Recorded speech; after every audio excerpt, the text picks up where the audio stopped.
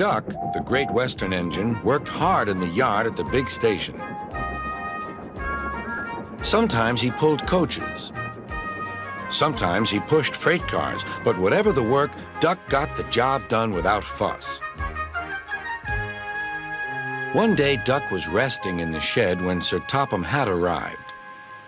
"Your work in the yard has been good. Would you like to have a branch line for your own?" "Yes, please, sir," replied Duck. So Duck took charge of his new branch line. The responsibility delighted him. The line runs along the coast by sandy beaches till it meets a port where big ships come in. Duck enjoyed exploring every curve and corner of the line. Sea breezes swirled his smoke high into the air, and his green paint glistened in the sunlight. "This is just like being on holiday," he puffed. "Well, you know what they say," laughed his driver. "A change is as good as a rest." Soon, Duck was busier than ever.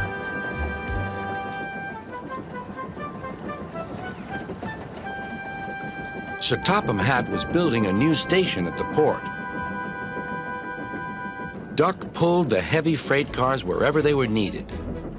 Bertie looked after Duck's passengers, and the other engines helped too, but the work took a long time. Noise and dust filled the air. "Don't worry," whistled Toby. "The station's nearly finished." "And on time, too," said Duck thankfully. Duck felt his responsibility deeply and talked endlessly about it. "You don't understand, Donald, how much Sir Topham Hatt relies on me." "Ach, aye," muttered Donald sleepily. "I'm Great Western, and I—" "Quack, quack, quack." "What?" "Ye heard? Quack, quack, ye go. Sounds like ye'd an egg laid.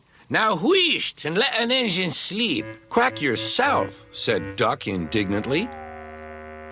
Later, he spoke to his driver. "Donald says I quack, as if I'd laid an egg." "Quack, do you?" pondered his fireman. He whispered something to Duck and his driver. They were going to play a joke on Donald and pay him back for teasing Duck. The engines were busy for the rest of the day, and nothing more was said.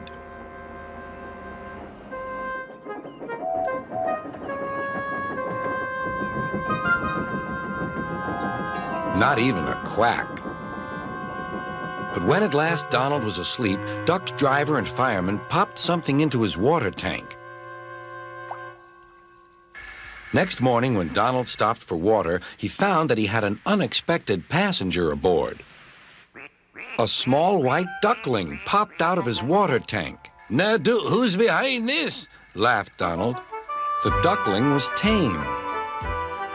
She shared the fireman's sandwiches and rode in the tender. The other engines enjoyed teasing Donald about her. Presently, she grew tired of traveling and hopped off at a station, and there she stayed. That night, Donald's driver and fireman got busy, and in the morning, when Duck's crew arrived to look him over, they laughed and laughed. "Look, Duck, look what's under your bunker. It's a nest box with an egg in it." Donald opened a sleepy eye. "Well, well, well, ye must have laid it in the night, Duck, all unbeknownst." Then Duck laughed, too. "You win, Donald. It'd take a clever engine to get the better of you." There's a pond near the duckling station. Here she often swims and welcomes the trains as they pass by. The station master calls her Dilly, but to everyone else, she is always Donald's duck.